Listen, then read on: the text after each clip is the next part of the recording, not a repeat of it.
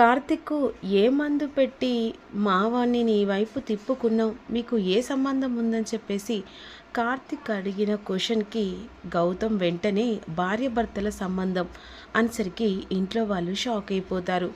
ఏం మాట్లాడుతున్నావురా? అవును బామ్మ, తను ఎవరో కాదు, అహల్య మీరా రూపంలో ఈ ఇంటికి ఇక బాబుని చూసుకునడానికి ఇక్కడికి వచ్చింది అని అనేసరికి ఎంత ధైర్యమే ఈ ఇంట్లో మారు వేషంలో అడుగుపెట్టి మమ్మల్ని మోసం చేశావా? ఎన్ని రోజుల నుంచి మమ్మల్ని మోసం చేస్తూ ఈ ఇంట్లో అడుగుపెట్టిన దానికి మాత్రం కూడా ఈ ఇంట్లో అర్హత స్థానం ఎప్పటికీ ఉండదు. అయినా అది ఎప్పుడో దాన్ని బయటికి పంపించిన తర్వాత ఆ రూపంలో నువ్వు మీరాగా ఈ ఇంట్లో చెలమ్మని అవుతూ ఇంతమందిని మోసం చేస్తున్న నీలాంటిది ఇంట్లో ఉండడానికి వీల్లేదే అని మెడల్ పట్టుకొని బయటికి గెంటిస్తుండగా ఆగమ్మా అని చెప్పేసి అర్జున్ ప్రసాద్ అంటూ ఉంటాడు. ఏంటిరా, ఇలాంటిదా ఈ ఇంటికి కొడుకు కావడానికి? అయినా అహల్య ఏం తప్పు చేసిందని తనని బయటికి గెంటేయాలనుకుంటున్నావు? తన కొడుకు కోసం ఇక మీరా రూపంలో రావడం తప్ప తను ఎప్పుడూ ఏ తప్పు చేయలేదని ఇక నేను నమ్ముతున్నాను. ఎందుకంటే తను పరిస్థితులను బట్టి అలా మెదిలింది తప్ప కావాలని ఏనాడు ఏ తప్పు చేయలేదు. ఏంటిరా దానికి వత్తస్సు పలుకుతున్నావు? అయినా నాననడంలో తప్పేముంది నానమ్మ? ఏ తప్పు చేసిందని తనని మెడలు పట్టుకొని బయటికి గెంటేస్తానంటున్నావు?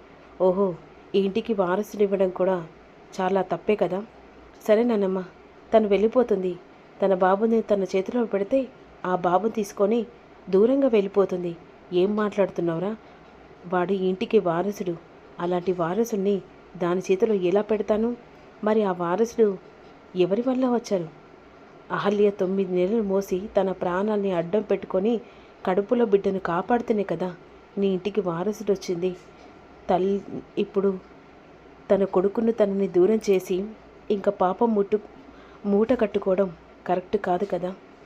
ఈరోజు ఇలాంటి పరిస్థితి కారణం ఒక రకంగా ఇక ఇవన్నీ మనం కావాలని పొరపాటు చేస్తేనే కదా తనని తన కొడుకును దూరం చేసి ఆ పాపం మూటు కుట్టుకున్నట్టుగా అనిపించట్లేదా అని విధంగా మాట్లాడుతుండగా, మీరు ఏం చెప్పినా సరే నేను ఎవ్వరి మాట వినను, దీన్ని బయటికి గెంటేస్తాను. అయినా బయటికి గెంటేస్తానని చెప్పేసి పదే పదే అదే మాట అంటున్నావు ఏంటత్తయ్య? తను ఏ తప్పు చేసిందని తన కొడుకు కోసం ప్రాణం కొట్టుకొని తను మీరా రూపంలో వచ్చి తన కొడుకును చూసుకోవడం తప్ప, ఈరోజు నా భర్త జైలుకు వెళ్ళే టైంలో ఆ బాక్సు పోలీసులకు అప్పచెప్పడం తప్ప తను ఎప్పుడు ఇంటికి అన్యాయం చేయలేదే. అయినా మీరందరూ కలిసి దానికి వత్తస్సు పలుకుతున్నారా? అది ఉండడానికి వీలేదు. తను ఇక్కడే ఉంటుందమ్మా, ఈ ఇంటి కోడలుగానే ఉంటుంది. ఎవరు ఇష్టం ఉన్నా లేకపోయినా సరే అహల్య ఇంటి కోడలు అని చెప్పేసి అర్జున్ ప్రసాద్ కరాఖండిగా చెప్పి, అరే తన లోపల తీసుకెళ్ళు అని చెప్పేసేసరికి గౌతమ్ అనేసరికి వెంటనే అహల్య లోపలికి వెళ్ళిపోతుంది. బాబు ఎక్కడ దూరం అవుతాడేమో అని చెప్పేసి కంగారు పడిపోయి గబగబ లోపలికి వెళ్ళి బెడ్ మీద పడుకున్న బాబుని ఎత్తుకొని ముద్దాడుతూ ఉంటుంది. ఇక ఈలోపు గౌతమ్ అందరికీ సమాధానం చెప్పి పైకి వస్తాడు.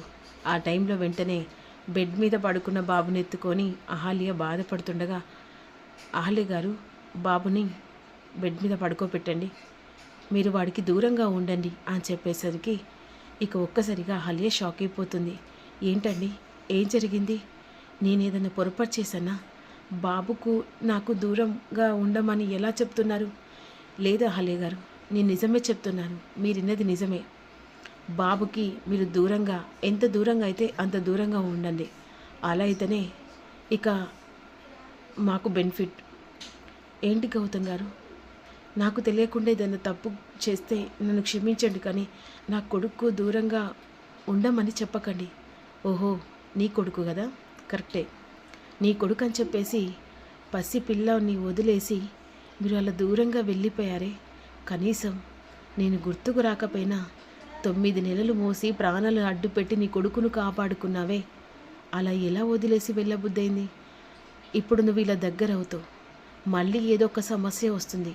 మళ్ళీ ఆ సమస్యన ఇక ఎవరిని బాధ పెట్టకుండా మళ్ళీ నువ్వు దూరంగా వెళ్ళిపోతావు. ఆ బాధను తట్టుకునే శక్తి నాకు నా కొడుకు లేదు. అందుకే నువ్వు ఎంత దూరంగా మా ఇద్దరికి ఉంటే అంత దూరంగా ఇక మేము మర్చిపోయే అంత ఉంటుంది. ఇలా దగ్గరై తర్వాత నువ్వు మళ్ళీ యథావిధిగా ఎవ్వరికీ చెప్పకుండా ఇంట్లో నుంచి వెళ్ళిపోతే శక్ మాకు తట్టుకునే శక్తి లేదు అని విధంగాని వెళ్ళిపోతాడు.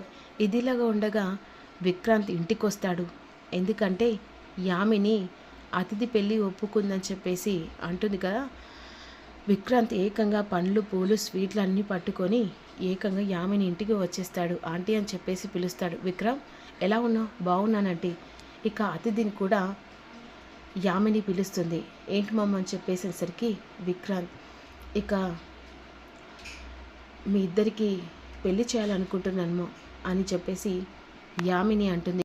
చెప్పాను కదా మా, నువ్వు ఎవరిని పెళ్లి చేసుకోమంటే వాళ్ళని పెళ్లి చేసుకుంటానని. అందుకే ఆన్ ద స్పాట్లో మీ ఇద్దరికి ఎంగేజ్మెంట్ ఇక్కడే ఏర్పాటు చేశాను అని చెప్పేసేసరికి సరే మామ్ చెప్పేసి ఇక వెంటనే శ్రావ్య అతయ్య అతన్ని తీసుకెళ్ళి రెడీ చేసి తీసుకొనిరా అని చెప్పేసి ఉంటుంది. ఇదిలాగా ఉండగా ఇక వెంటనే అవంతిక యామినికి ఫోన్ చేస్తూ ఉంటుంది. కాల్ లిఫ్ట్ చేస్తుంది. చెప్పు అవంతిక.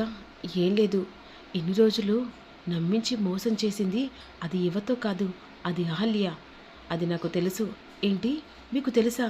మరి మీకు తెలిసి కూడా అంతకు ముందు వచ్చిన రోజు ఎందుకు చెప్పలేదు?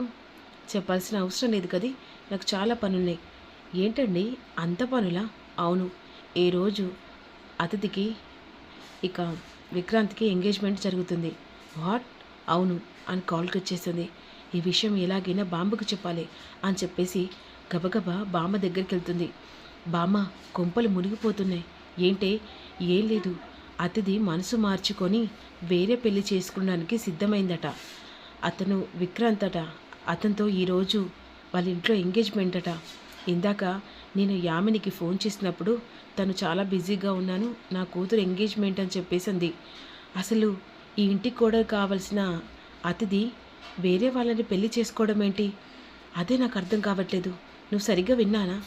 విన్నాను బామ్మ. ఇందాక నేను కాల్ చేసినప్పుడు తను స్వయంగా అంది. ఇక వెంటనే అతిథికి ఫోన్ చేస్తూ ఉంటుంది. ఏంటతిథి, నువ్వు పెళ్ళి చేసుకుంటున్నావట? అవును. పిచ్చి కనపట్టిందా? పిచ్చి కాదు, నిజమే. నేను మా మమ్ చూసిన సంబంధం ఫిక్స్ చేసుకొని ఈరోజు నా ఎంగేజ్మెంట్ పెళ్ళి చేసుకుంటున్నాను అని చెప్పేసరికి భానుమతి ఇక పెళ్ళి టాపిక్ విని షాక్ అయిపోతుంది.